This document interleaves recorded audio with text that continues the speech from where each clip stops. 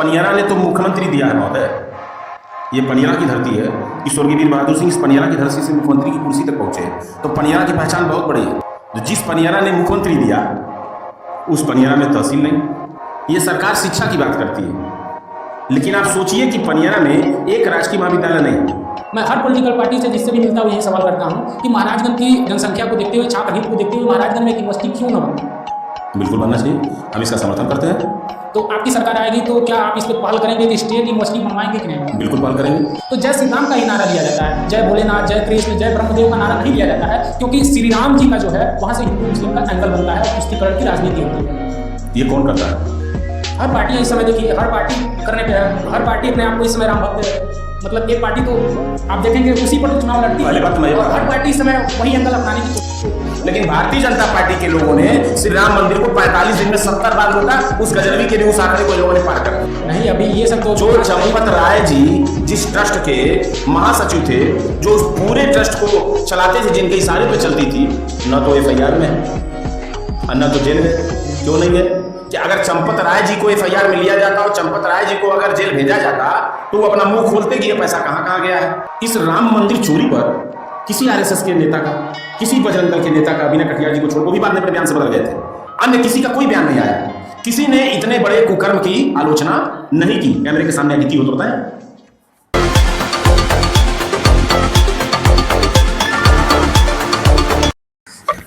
नमस्कार, आप देख रहे हैं सलार टीवी। मैं हूं आपके साथ अरुण कुमार। आज के हमारे गेस्ट हैं लल्ला भैया, जो कि पनियरा विधानसभा से आने वाले आगामी विधानसभा चुनाव में सपा से ये पनियरा विधानसभा के लिए दावेदारी पेश करेंगे। तो चलिए इनसे इनकी चुनावी रणनीति, इनके क्षेत्र के बारे में और इनकी पृष्ठभूमि के बारे में रूबरू होते हैं और आप तक लल्ला भैया की चुनावी रणनीति और आने वाले 2027 विधानसभा में क्या क्या वादे लेकर के जनता के बीच जाएंगे, डिटेल में जानते हैं। तो इस एपिसोड में बने रहिएगा। नमस्कार। सबसे पहले सलार टीवी में आपका बहुत बहुत स्वागत है। धन्यवाद। ये जो सपा से है, सपा से आपके जुड़ाव का पृष्ठभूमि कब से है, और लल्ला भैया के बारे में, मतलब अपने पृष्ठभूमि के बारे में बताइएगा। सपा की विचारधारा, मैंने नेताजी के विचारधारा, डॉक्टर राम मनोहर लोहिया जी, जनेश्वर मिश्र जी, इन सबके विचारधारा से प्रेरित होकर के मैंने समाजवादी विचारधारा को अपनाया। और इन सब से प्रेरित होने के बाद मुझे लगा कि समाजवादी पार्टी की जो विचारधारा है समाजवाद की, जो समाज में समतामूलक समाज की स्थापना और समाज में सभी उन दबे कुचलों, मजलूमों, पिछड़ों के या जो भी हैं जिनके हक की लड़ाई समाजवादी पार्टी बखूबी बिना किसी भेदभाव के उठाती है। तो उस विचारधारा से ओतप्रोत होकर के मैंने समाजवादी विचारा को अपनाया और नेताजी को अपना आदर्श माना। नेताजी अब हमारे बीच नहीं हैं, लेकिन नेताजी के बताए हुए रास्तों पर हम सभी चल रहे हैं। और निश्चित तौर पे नेताजी के शासनकाल में रहते हुए और आदरणीय श्री अखिलेश यादव जी के नेतृत्व में इस प्रदेश ने एक नई रफ्तार, एक नई पहचान बनाई विकास के मामले में। और पुनः हम सबका प्रयास है कि आने वाले 27 में जनता भी चाहती है बदलाव, और 2027 में समाजवादी विचारधारा की सरकार इस प्रदेश में बनेगी। आप पनियरा विधानसभा से अपनी दावेदारी पेश करने वाले हैं, तो मौजूदा समय में आप पनियरा में क्या क्या समस्याएं देख रहे हैं? पनियरा में बहुत समस्याएं हैं, समस्याओं का अंबार है। और पनियरा में आप देखिए तो सबसे ज्वलनशील मुद्दा है कि तहसील। और मैं आपको बता दूं कि पनियरा विधानसभा जो है वो भौगोलिक दृष्टिकोण से बहुत बड़ा है। आप सोचिए कि पनियरा का विस्तार जो कंपेयरगंज विधानसभा शुरू होती है, जो पहले 2000 पहले पनियरा में थी, और गांव है अकटहवा पुल है, जहां से उस पार कंपेयरगंज शुरू हो जाती है, हिरौली है, हरकपुरा है, मंदे के किनारे गांव है। वो सुदूर इलाका जहां पहुंच मार्ग भी सुगम नहीं है, वहां से हमारा कोई किसान, कोई नौजवान, कोई व्यापारी जो भी हो, तहसील के काम के लिए वो महाराजगंज जनपद मुख्यालय पे आते हैं। लंबी दूरी तय करके क्या पता चला कि तहसीलदार महोदय निकल गए, SDM महोदय निकल गए, कानगो महोदय निकल गए, नहीं मिले, पूरा दिन बर्बाद होता है। और सबसे बड़ा सवाल है यहाँ के जनप्रतिनिधियों से जो सत्ता में बैठे हैं कि जब जनपद में 5 विधानसभाएं हैं, जी नौतनवा के नाम से विधानसभा है तो नौतनवा में तहसील है, फरिंदा के नाम से विधानसभा है तो फरिंदा में तहसील है, सदर के नाम से विधानसभा है तो सदर में तहसील है, सिसवा विधानसभा है तो वहाँ निचलौल में तहसील है। तो फिर पनियरा के नाम से अगर विधानसभा है तो पनियरा में तहसील क्यों नहीं? ये पनियरा वासियों का हक है कि पनियरा को तहसील मिलनी चाहिए। दूसरी सबसे बड़ी समस्या मैं देखता हूँ कि हमारा पनियरा का जो ये बेल्ट मैंने बताया और जो घुगली का बेल्ट बताया जो वो आपके जनपद कुशीनगर से जुड़ा हुआ है, कोटवा बिरैची टेढ़वा नदी किनारे वो भी गांव है और वहाँ ख़त्म होता है, कुशीनगर जनपद शुरू होता है। आप सोचिए कि जब यहाँ पर चैत का समय आता है और यहाँ का किसान जब अपनी मेहनत से फसल उगाता है गेहूं की फसल में, और जब तेज हवाएं चलती हैं और जब आग लगती है, जब फसल नुकसान होता है वो गेहूं की फसल में ही होता है, धान में तो होता नहीं। उस कंडीशन में आप सोचिए कि जब तक फ़ोन होता है और जब तक मुख्यालय से दमकल की गाड़ियां चलती हैं और उस सुदूर इलाके में वहाँ टेढ़वा कोटवा बिरैची और वहाँ अकटावा पुल और लक्ष्मीपुर रानीपुर और हिरौली पहुँचते पहुँचते सैकड़ों एकड़ जल जाता कभी कभी हजारों एकड़ जल जाता है। और पनियरा ने तो मुख्यमंत्री दिया है महोदय, ये पनियरा की धरती है कि स्वर्गीय वीर बहादुर सिंह इस पनियरा की धरती से मुख्यमंत्री की कुर्सी तक पहुंचे हैं। तो पनियरा की पहचान बहुत बड़ी है।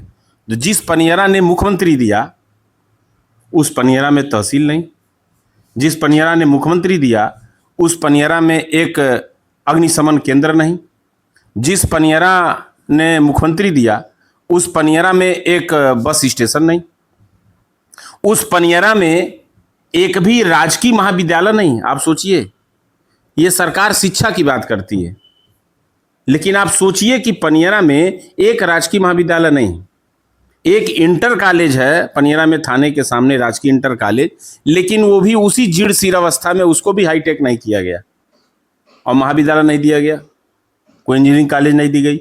पनियरा विकास खंड के अंदर परिसर में जो प्राथमिक स्वास्थ्य केंद्र है वो उसी रूप में रह गया।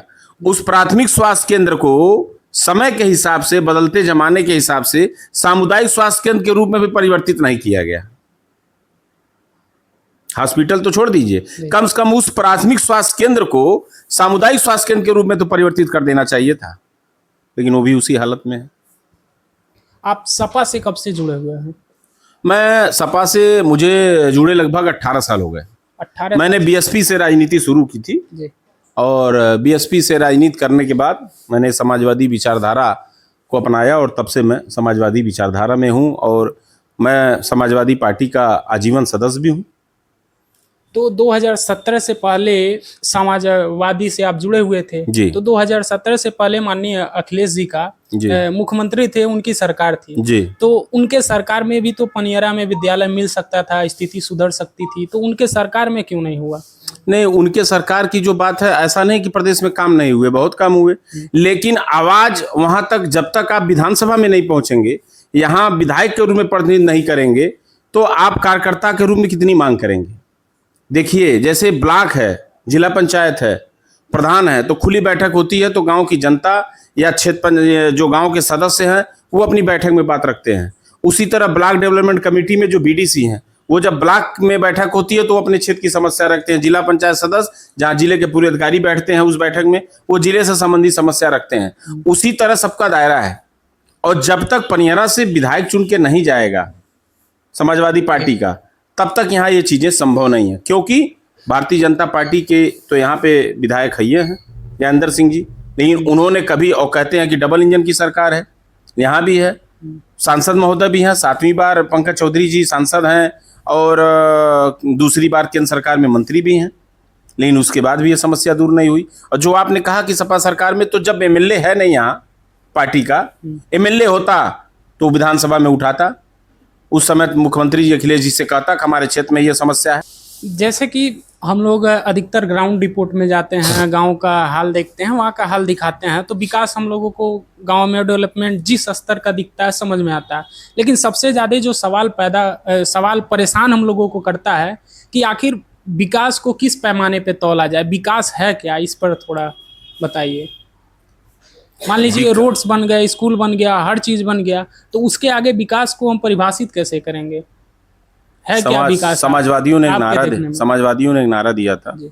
और हमारे नेता स्वर्गीय मुलायम सिंह यादव जी ने भी एक नारा दिया था कि समाजवादी पार्टी की सरकार बनेगी। उन्होंने करके दिखाया भी कि दवा पढ़ाई मुफ्ती होगी, रोटी कपड़ा जी। सस्ती होगी।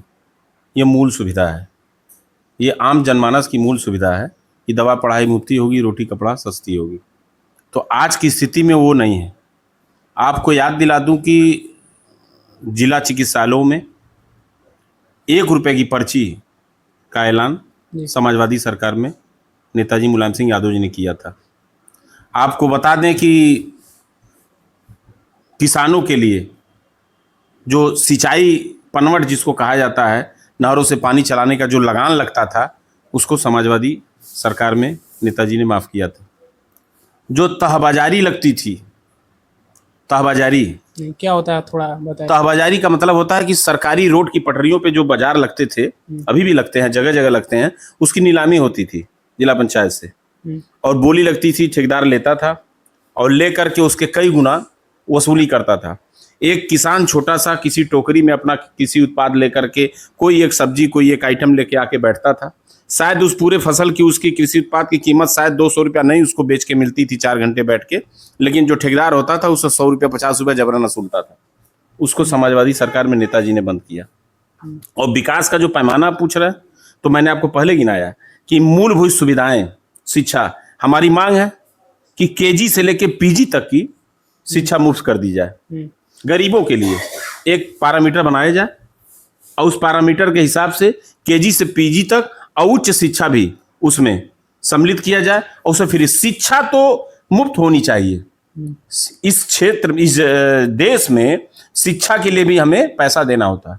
तो सबसे बड़ी बात तो शिक्षा, स्वास्थ्य और जो विकास की आपने बात की, तो आपको बता दें कि समाजवादी पार्टी की सरकार में जब अखिलेश जी 12 से 17 तक सरकार में थे, आपके जनपद महाराजगंज का बता रहा हूँ, बाकी पूरे प्रदेश में तो सब लोग जानते हैं और तमाम ऐड भी आते हैं कि 112 से लेके, मुख्यालय से लेके और स्टेडियम से लेके, मेट्रो से लेकर के, वो एक्सप्रेसवे से लेके बहुत काम उन्होंने किया। लेकिन जो विकास की बात आप कर रहे हैं, मूलभूत मैं बता दूं कि महाराजगंज जनपद में जो आप मुख्यालय पे जो दूसरा वाला मोड़ है जो डीएम साहब के आवास पे जाता है, वहाँ कार्नर पे जो आप महिला चिकित्सालय देखते हैं, वो नेताजी मुलायम सिंह यादव जी का दिया हुआ महाराजगंज को गिफ्ट है। वो महिला अस्पताल समाजवादी सरकार में आदरणीय नेताजी के स्वीकृत किए हुए आदेश से बना। जब अखिलेश जी मुख्यमंत्री थे तो गोरखपुर से परतावल तक 4 लेन समाजवादियों ने दिया। जब अखिलेश जी की सरकार थी तो घुगली से, शिकारपुर चौराहे से घुगली तक 7 मीटर चौड़ी सड़क अखिलेश जी ने दिया। महाराजगंज से आज वो 4 लेन में कन्वर्ट हो रहा है, महाराजगंज से निचरौल होते हुए ठूठी बारी तक सड़क समाजवादी सरकार में अखिलेश जी ने दिया। 4 नए, आज लोग बिजली की बात करते हैं ना, आज लोग कहते हैं कि विद्युत बहुत सही आ रही है, पहले बिजली नहीं आती थी, ये भाजपा के लोग कहते हैं। लेकिन वो जानना चाहिए उनको कि 2016 में जनपद महाराजगंज में 4 विद्युत सब स्टेशन समाजवादियों ने दिए। एक हमारे यहीं बगल में रमौली में बना है, एक संपतिया में बना है, एक आपके हरपुर तिवारी में बना है, और एक उधर निचलौल साइड में बहुवार बैठोलिया साइड में बना है। 4 सब स्टेशन, 3 सब स्टेशन जो संपतिया को छोड़ दीजिए तो ये 3 सब स्टेशन है। उस समय 2016 में जब अखिलेश जी ने इसकी स्वीकृति दी थी तो एक सब स्टेशन की कीमत 32 करोड़ रुपए थी लागत, और जो संपतिया में बना है वो उसकी कीमत लगभग 90 करोड़ रुपए थी, जो अखिलेश जी ने इस जनपद को दिया। आज जो बिजली की व्यवस्था सुदृढ़ है, अच्छी है, वो 4 नए सब स्टेशनों की बदौलत है। लेकिन कारण क्या हुआ कि 2016 में प्रोजेक्ट सैंक्शन हुए, टेंडर हुए, काम शुरू हुए, और विद्युत सब स्टेशन छोटा काम नहीं है, वक्त लगता है। जब वो बन के तैयार हुआ तो प्रदेश में सरकार बदल चुकी थी और भारतीय जनता पार्टी के माननीय विधायक जी लोगों ने उसका फीता काटा। लेकिन लोगों को सोचना चाहिए कि क्या 2017 में फरवरी में चुनाव हुए, 10 मार्च को गिनती हुई, माननीय विधायक लोग निर्वाचित हुए भाजपा के, तो क्या, और जून में जुलाई में उन लोगों ने उद्घाटन किया, तो क्या विधायक बनने के 3 ही महीने में इतना बड़ा सब स्टेशन बन के तैयार हो गया? ये संभव है? अगर पहले से पैसा नहीं स्वीकृत, पहले से काम नहीं हो, तो 3 महीने में सब स्टेशन बन के तैयार हो जाएगा? तो ये विकास ये समाजवादियों ने दिया। जैसे कि आपने शिक्षा की बात की कि मूलभूत जो शिक्षा है, आपने पीजी तक की बात की कि शिक्षा एटलीस्ट फ्री तो इस देश में होना चाहिए, क्योंकि बिल्कुल होना बहुत चाहिए। सारे ऐसे इस दुनिया में देश हैं जहाँ पे शिक्षा पूर्णतया फ्री है। जी, आप बिल्कुल है। कोई भी डिग्री लीजिए, बीटेक करिए या एमबीबीएस करिए, कुछ जी, भी करिए, जी, शिक्षा फ्री है। जी, तो आपने कहा कि फ्री होना चाहिए, जी। तो क्या मैं मान लूं कि सपा की सरकार आती है जी, 2027 में विजय हो जीत करके, जी, तो पीजी तक की शिक्षा यूपी में, एटलीस्ट यूपी में तो स्टेट यूनिवर्सिटीज में जी। फ्री होंगे? बिल्कुल होंगी। मेरे मैनिफेस्टो में है, मतलब हमारे समाजवादियों के मैनिफेस्टो में है। अभी आप देखिए, मैनिफेस्टो चल रहा है, पूर्णतः अभी नहीं तैयार है, चल रहा है, परंतु ये पॉइंट आ चुका है। अखिलेश जी ने पहले ही बोल चुका है कि अगर समाजवादी सरकार बनती है तो केजी से पीजी तक की शिक्षा हम मुफ्त करेंगे। क्योंकि हम लोग अभी 2-3 साल पहले यूनिवर्सिटी में डीडीयू में पढ़ते थे, जी। तो वहाँ पे हमने देखा कि अभी जब मैं पढ़ता था तो 5600 रुपया अप्रोक्स बिना मेस के 5600 रुपया हॉस्टल फी लगती थी। जी। अभी मैं पिछले हफ्ते गया था हॉस्टल, एक मित्र है हमारे ही हॉस्टल में, तो इस समय बिना विदाउट मेस उसी हॉस्टल की फीस लगभग 8400 रुपये लग रही है, सिर्फ हॉस्टल की। अभी यूनिवर्सिटी फीस छोड़ दीजिए। तो ऐसे में फ्री करना ये तो बहुत बड़ी बात है, लेकिन ये चुनावी वादा बन के रह जाएगा या धरातल पे आएगा? अब इसके लिए मैं आपको फिर थोड़ा पीछे ले चलता हूँ। जी। अगर समाजवादियों की सोच केवल कहने की होती और करने की नहीं होती, तो आप सोचिए कि हमारे इस प्रदेश की बेटियों के लिए पिछली समाजवादी सरकार में कन्या विद्याधन किसने शुरू किया? समाजवादियों ने किया ना। कन्या विद्याधन देने का उद्देश्य क्या था? कि इंटर की पढ़ाई के बाद हमारी बेटियां, हमारी बहनें आगे जब ग्रेजुएशन, पोस्ट ग्रेजुएशन या कोई उच्च शिक्षा लेना चाहती हों, तो उन्हें वो कन्या विद्याधन के माध्यम से मिले अनुदान से वो अपनी तैयारियां करें। साइकिल उनको विद्यालय जाने के लिए किसने दिया? समाजवादियों ने दिया। और आपको याद दिलाता हूं कि आपने कहा कि केवल सोच है कि काम करने की मंशा है। श्री अखिलेश यादव जी की सोच, जिस सोच की कल्पना नहीं कर सकते आप, जिसका उदाहरण यह है कि आज भाजपा की सरकार में भी मिल रहा है टैबलेट, लैपटॉप तो नहीं सामने मिल आपके रहा रखा हुआ है जी, मिल रहा है, इसमें, लेकिन ये लगा हुआ। टैबलेट किसको मिल रहा है? पीजी वाले बच्चों को मिल रहा? सबको मिल रहा है। नहीं, जो पीजी जो मेरिट में उत्तीर्ण है केवल उनको मिल रहा है। और समाजवादियों की सरकार को आप जब देखेंगे तो हाई स्कूल के बच्चों को टैबलेट और इंटर के बच्चों को लैपटॉप, सबको, उसमें मेरिट नहीं था, जिसने पास किया, जो उत्तीर्ण हुआ, सबको मिल रहा था। तो ये सोच का अंतर है। श्री अखिलेश यादव जी ने समझा कि अब किताबी शिक्षा से काम नहीं चलेगा, जमाना हाईटेक हो गया है, इंटरनेट की दुनिया हो गई है, और अब बच्चों को टेक्निकल शिक्षा की जरूरत है, और हाई स्कूल और इंटर के बच्चों और बच्चियों के हाथों में अब लैपटॉप और टैबलेट देने की जरूरत है। वो डायनामाइक सोच, वो प्रदेश को आगे ले जाने की सोच, बच्चों को टेक्निकल शिक्षा से जोड़ने की सोच श्री अखिलेश यादव जी की थी कि उन्होंने बच्चों के हाथों में टैबलेट और लैपटॉप दिए। तो समाजवादियों ने करके दिखाया है। इस समय जो सपा की 2027 में चुनाव में आपने मैनिफेस्टो की बात की, तो मैनिफेस्टो में शिक्षा फ्री होने के साथ साथ और क्या क्या पॉइंट्स हैं, आप बताइए। उसमें बहुत सी चीजें हैं। सोलर का है कि गरीबों सबके घर पे सोलर का होगा, सोलर पैनल, जी, सोलर पैनल की व्यवस्था होगी फ्री। और सबसे बड़ी बात, हमारे इस देश की आधी आबादी के लिए, हमारी माताएं, हमारे बहनों के लिए, जो आधी आबादी है इस देश की, इस प्रदेश की, हर जगह, उनके लिए जो व्यवस्था है कि साल के 40,000 रुपए हमारी आधी आबादी के लिए व्यवस्था हमारी मैनिफेस्टो में है, और समाजवादी सरकार आएगी तो ये पूरा होगा। 40,000 मतलब थोड़ा डिटेल में बताइए, क्या 40,000 वार्षिक किसको दिया जाएगा? आधी आबादी को, माताओं बहनों को, आखिर ये एक तरह से कहिए तो ये फ्री भी नहीं हो गया वोट खरीदने का, नहीं। जो इस समय चल रहा है कि चुनाव से पहले ऐसा वादा कर दिया जाता है, जैसे हमने बिहार में देखा हाँ। कि 10,000 फ्री बी के तौर पे दे दिया गया। जी। तो इसको फ्री बी क्यों ना समझा जाए, जनता की पैसे की बर्बादी क्यों ना समझा जाए? नहीं, जनता की पैसे की जनता बर्बादी, को आप काबिल बनाइए, ऐसे फ्री बी बांटना बिल्कुल तो मुझे बिल्कुल सही नहीं बिल्कुल लगता है। बिल्कुल बिल्कुल बिल्कुल बिल्कुल आपके सवाल का मैं जवाब दे रहा हूं। हम दे रहे हैं, अगर वादा कर रहे हैं आधी आबादी को देने के लिए, तो जो हम आधी आबादी को, आपको थोड़ा और ले चलते हैं डीपली। हम्म, आपको पता होगा आपके घर में भी माँ है, हम्म, माताएं क्या करती हैं, थोड़ा थोड़ा पिताजी लोगों से, घर के गार्जियन से किसी सामान को खरीदने के लिए, कोई चीज़ लेने के लिए पैसा लेती हैं, तो उसमें थोड़ा सा बचाती हैं कि उस आपातकाल के लिए, कि जब पैसा नहीं हो किसी परिस्थिति में, तो थोड़ा थोड़ा थोड़ा संजो के वो रखती हैं। घर की लक्ष्मी होती हैं महिलाएं। और वो लग करके कभी कभी ऐसा आता है सबके साथ कि पुरुषों के पास, घर के गार्जियन के पास पैसा नहीं होता, अचानक जरूरत पड़ जाती है, तो वो घर की लक्ष्मी से कहते हैं कि भाई कुछ रखी हो, तो वो कहती हैं कहाँ रखे हैं। तो उस गर्ज पर जब कहीं दिमाग नहीं काम करता है, तो हमारे घर की माताएं बहनें जो थोड़ा थोड़ा जुटा के रखी रहती हैं, वो उस ऐन वक्त पे जरूरत के लिए देती हैं। तो इस सोच को देखते हुए आत्मनिर्भर बनाने के लिए माताओं बहनों को वो योजना लाई जा रही है, वोट खरीदने के लिए नहीं लाई जा रही है। नहीं, इसमें तो मुझे और आत्मनिर्भर नजर नहीं आ रहा है। नहीं, बिल्कुल आत्मनिर्भर है। आप ऐसे किसी को फ्री में पैसा देते जाएंगे तो वो जनता तो नहीं नहीं नहीं नहीं नहीं नहीं, मुझे हम फ्री में किसी को पैसा नहीं दे रहे हैं, हम उन महिलाओं को आत्मनिर्भर करने के लिए दे रहे हैं। और जो आपने कहा कि ऐसे जनता का पैसा अगर बांटा जाएगा, आपका सवाल था अभी, तो मैं आपको इस पे ले जाना चाहता हूं कि ये सवाल तो भारतीय जनता पार्टी के बड़े नेताओं से पूछिए, इस देश के माननीय प्रधानमंत्री से पूछिए, मुख्यमंत्री से पूछिए। फिलहाल जो आपने कहा तो नहीं, जो आपने कहा कि जनता का पैसा बांटना, तो जनता का पैसा तो इस देश के प्रधानमंत्री जी बांट रहे हैं और मुख्यमंत्री जी बांट रहे हैं, वो बांट रहे हैं। गरीबों को मदद करना, वो जनता का पैसा जनता के टैक्स से लिया जा रहा है, तो गरीबों की मदद में खर्च हो तो ठीक है।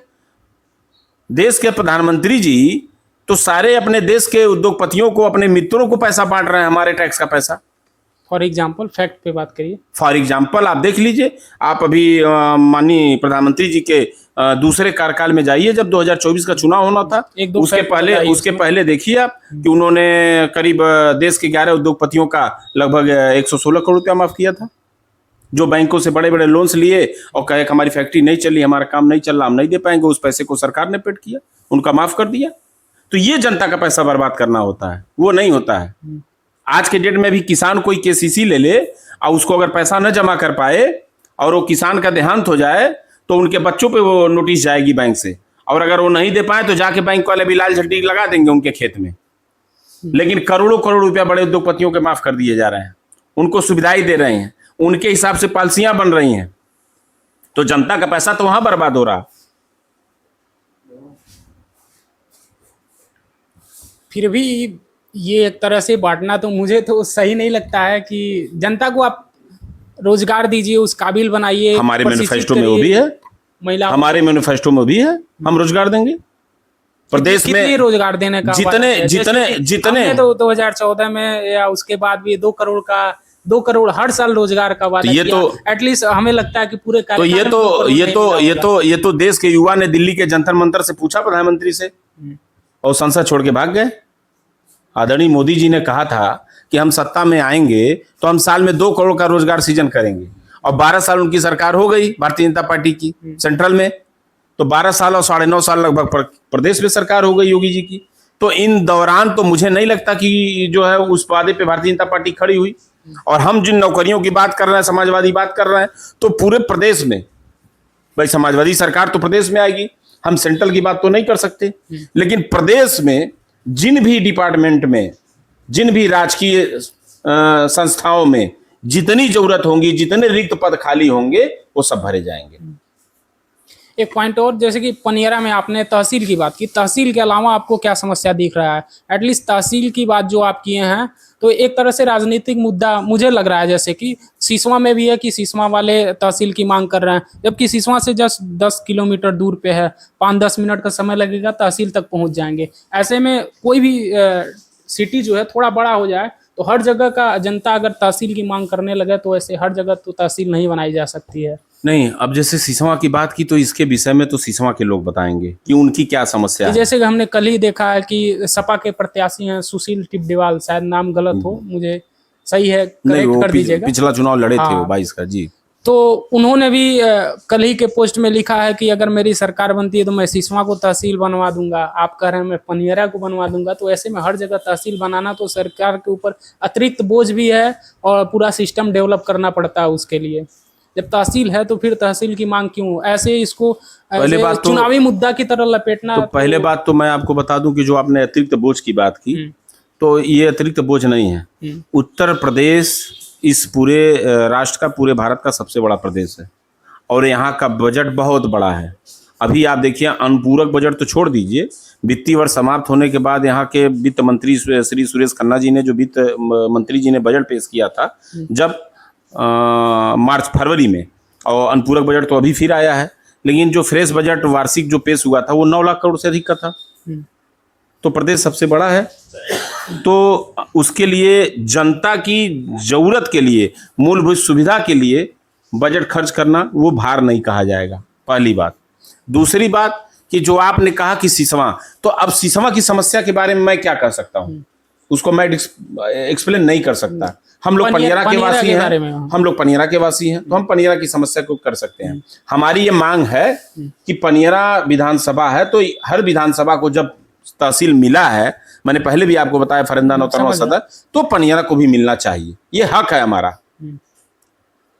ये फंडामेंटल राइट हमारा है, हमें मिलना चाहिए तहसील। आप 2017 के बाद योगी जी का जो सरकार अभी तक यूपी में बनी हुई है जी, तो इस सरकार के कार्यशैली के विषय में, विकास के विषय में क्या कहना चाहेंगे?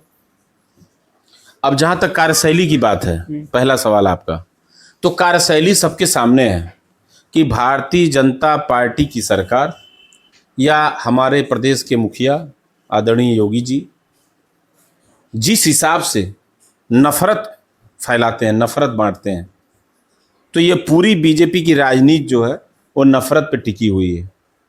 अब आप देखिए कि 80-20 का जो नारा दिया गया उसका सेंस क्या हुआ।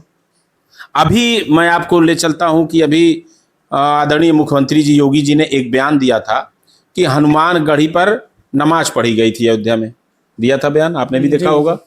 और उस बयान का खंडन दूसरा किसी ने नहीं किया, बृजभूषण शरण सिंह, जो भारतीय जनता पार्टी से, उनके एक बेटे विधायक हैं, एक बेटे सांसद हैं, और वो भी भारतीय जनता पार्टी के एमपी 4 बार रह चुके हैं, वरिष्ठ नेता हैं, पूरा देश उनको जानता है। उन्होंने योगी जी के बयान का खंडन किया और कहा कि नहीं, ये बयान झूठा है, कभी हनुमानगढ़ी पे नमाज नहीं पढ़ी गई, इस तरह की झूठी बातें न फैलाई जाए। तो नफरत की राजनीति हो रही है।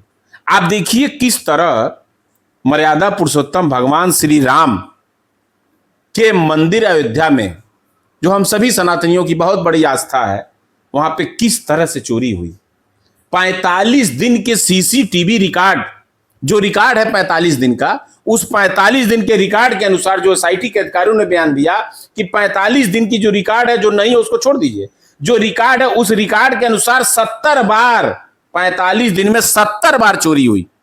हमारा इतिहास बताता है कि विदेश से आया हुआ आक्रामक गजनवी जो था वो सोमनाथ मंदिर को 17 बार लूटा था। ये हमारा इतिहास बताता, हम लोगों ने भी पढ़ा है 17 बार। तो विदेश से आया आक्रमण जो था, आक्रमणकारी, वो 17 बार लूटा सोमनाथ मंदिर को। लेकिन भारतीय जनता पार्टी के लोगों ने श्री राम मंदिर को 45 दिन में 70 बार लूटा। उस गजनवी के भी उस आंकड़े को इन लोगों ने पार कर दिया।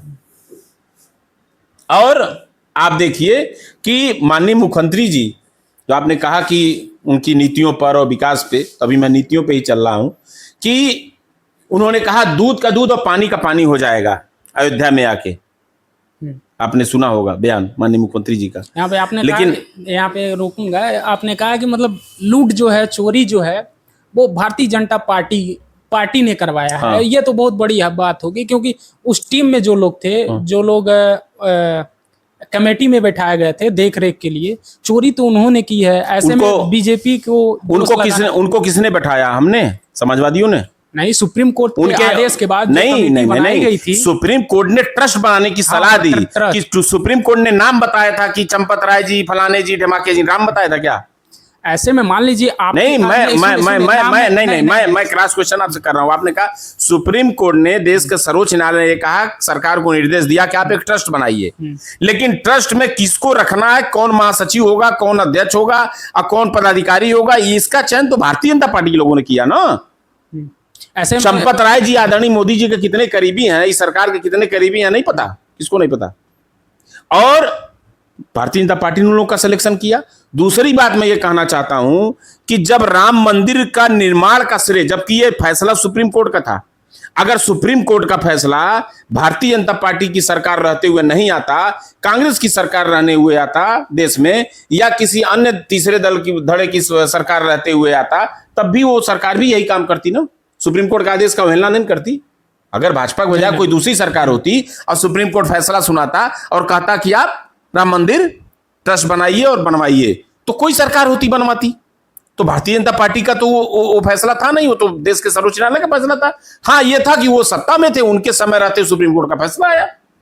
समाजवादियों की सरकार होती तो समाजवादी भी उस सुप्रीम कोर्ट के निर्देश का पालन करते। यही बात हम भी कर रहे हैं। जैसे समाजवादी की मान लीजिए, एज्यूम कर लीजिए समाजवादी की सरकार होती, तो जब सुप्रीम कोर्ट का फैसला आया है तो समाजवादी की सरकार होती, तो समाजवादी ही उस कमेटी को ट्रस्ट को चयन करती है। जी बिल्कुल, और यही तो मैं कह रहा हूं, उनमें लोगों को बिठाती है। यही तो मैं कह रहा हूं। ऐसे में वो कमेटी में बैठा व्यक्ति का यदि नीयत खराब है, उस पूरी कमेटी में जितने भी लोग हैं उनका नीयत खराब हो गया, धन देख करके चोरी कर रहे हैं, तो ऐसे में जो कमेटी बनाया उसको दोष देना तो मुझे सही नहीं लगता। वैसे में तो हम कह सकते हैं कि समाजवादी पार्टी ने चोरी करवाया है।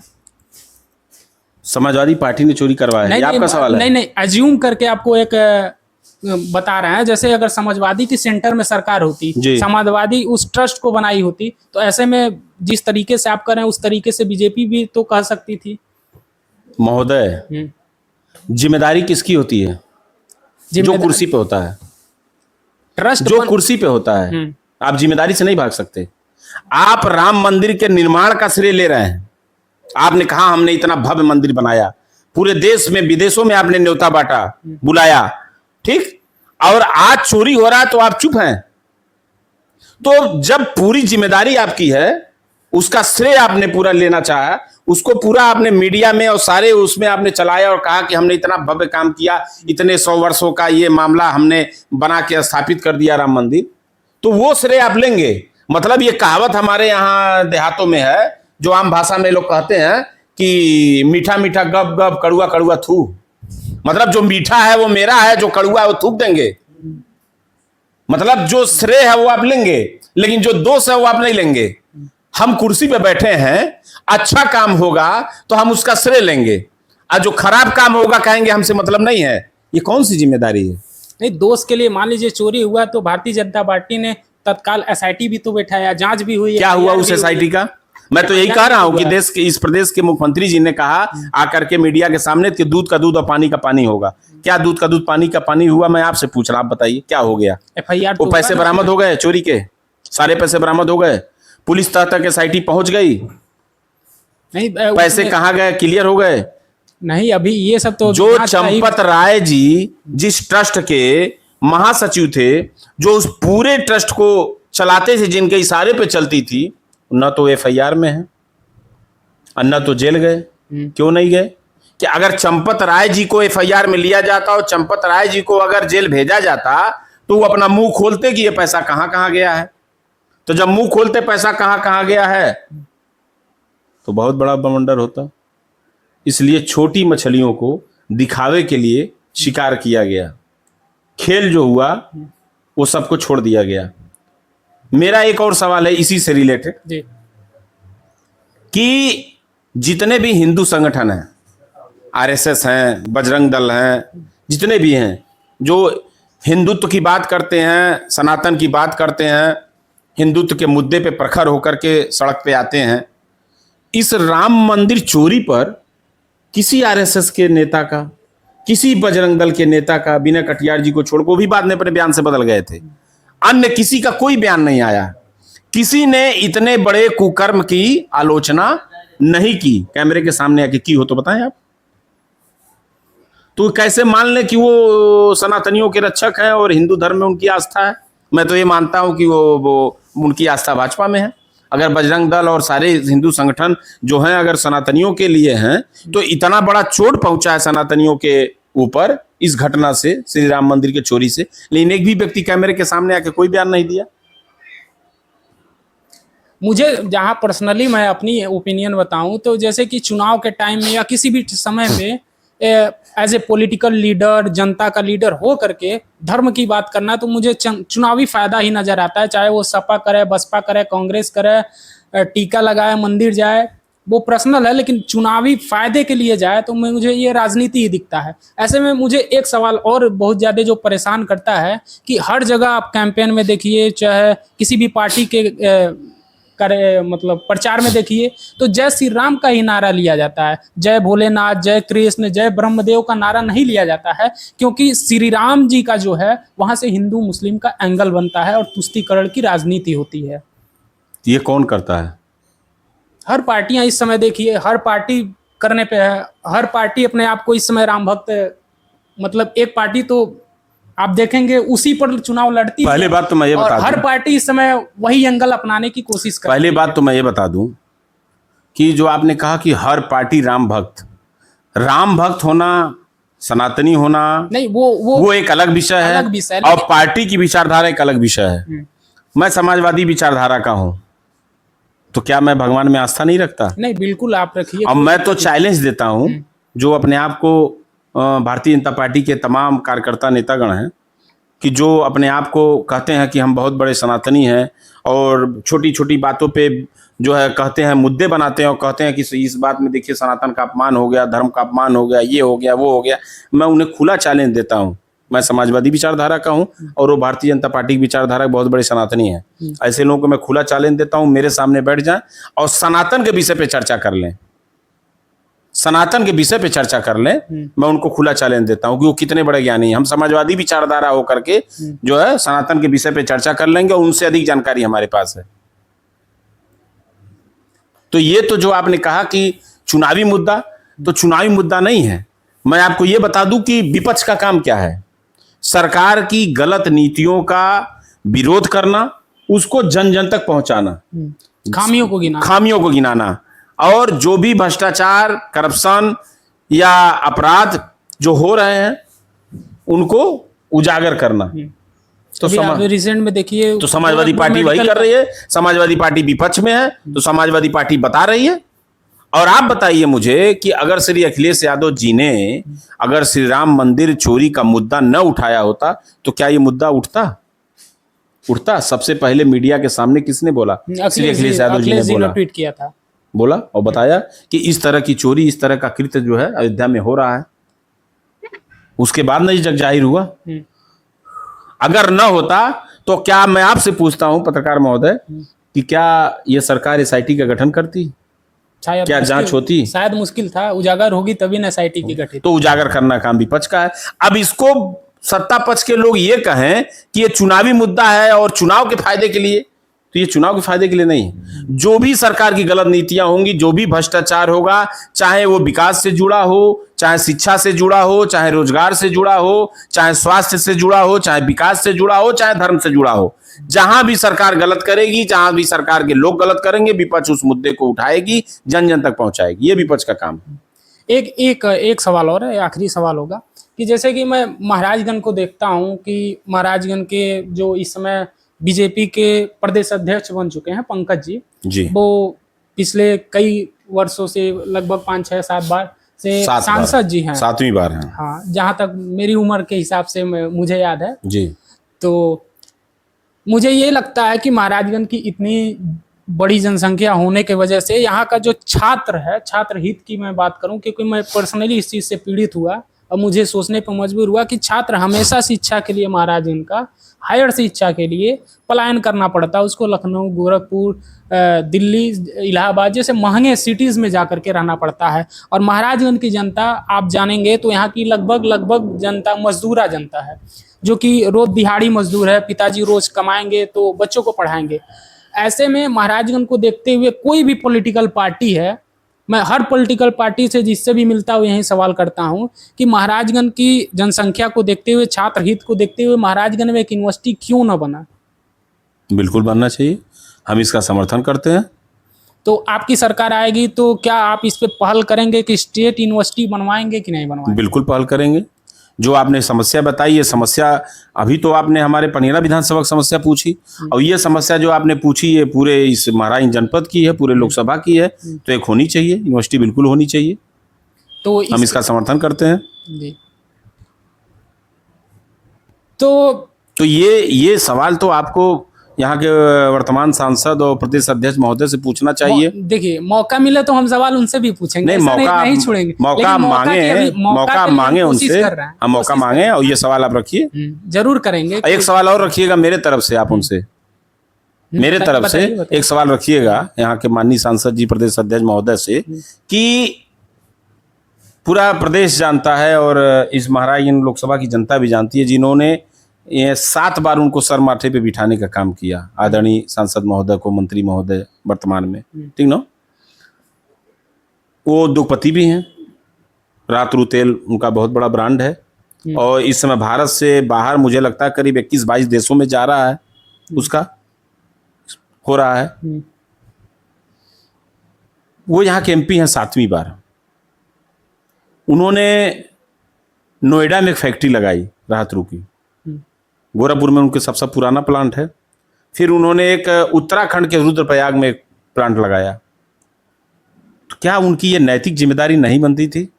अगर उन्होंने एक प्लांट रुद्रप्रयाग उत्तराखंड में लगाया, उन्होंने एक प्लांट दिल्ली के नोएडा, यूपी के नोएडा में लगाया, दिल्ली बॉर्डर पर, मैं मानता हूँ क्या 150 लोग भी काम करते होंगे कि नहीं करते होंगे उस फैक्ट्री में? जरूर करते होंगे, बिल्कुल 150 लोग तो जरूर करते होंगे, 50 तो करते ही होंगे। सवाल आपका समझ गया। तो क्या अगर वो फैक्ट्री सांसद महोदय महाराजगंज में लगा देते तो यहाँ के 50 परिवारों को रोजगार मिलता कि नहीं मिलता? और उनकी नैतिक जिम्मेदारी थी, क्योंकि यहाँ की जनता ने उन्हें 7 बार एमपी बनाया। तो जो फैक्ट्री वो महाराजगंज से बाहर लगाए अपनी, वो यहाँ लगा देते, 150 लोगों को रोजगार मिलता। ये सवाल जरूर पूछेगा कि क्यों नहीं। बिल्कुल बिल्कुल। तो आज के हमारे मेहमान इस एपिसोड में लल्ला भैया जी थे। इनके विचारों को आपने सुना और क्रॉस क्वेश्चन को भी सुना, और बहुत ही स्पष्ट तरीके से इन्होंने हर सवाल का जवाब दिया। इसके लिए मैं इनको बहुत बहुत धन्यवाद देना चाहूँगा। और ये इंटरव्यू आपको कैसा लगा आप कमेंट बॉक्स में ज़रूर बताइएगा। नमस्कार, आप देख रहे थे सलार टीवी। मैं हूं आपके साथ अरुण कुमार। हमारे साथ पनियरा विधानसभा के आगामी चुनाव के प्रत्याशी लल्ला भैया जी हैं, जो कि सपा से चुनाव लड़ेंगे। धन्यवाद। धन्यवाद। धन्यवाद आपका।